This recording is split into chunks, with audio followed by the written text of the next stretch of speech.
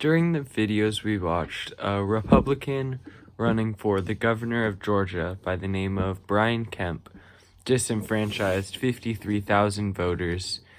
and he did this by increasing background checks on them, and this mainly targeted people of color and women, and these were a big majority of what consisted of people that would most likely vote for the Democratic Party, which Stacey Abrams was running for. And yeah, this created a big issue and caused a ton of conflict between people. And I think that disenfranchisement still exists because the candidates, they really want to get elected, and it's like they would almost go through anything, no matter how crazy it is, to win an election. And so because they're so desperate for votes and they really need to win, they often stretch different limits to either get more voters to vote for them or to stop voters from voting for the other party if they can't do the first option. And so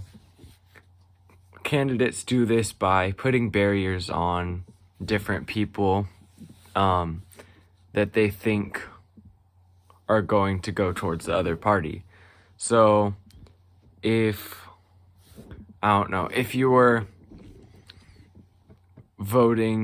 you were running as a Republican and poor people generally were voting for the Democratic Party, that sort of thing has happened in the past, and they put fees and different payments into the voting process, into different costs of voting, and this makes it to where less people are able to vote for that Democratic Party. So that's kind of an example of how putting barriers on people can work, and there's a ton of different ways to do it, and you can basically target any different group of people through that. And I think it's because it's so easy and it's so accessible to different people, to the candidates,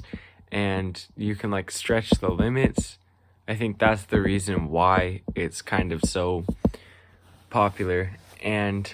another big reason that makes disenfranchisement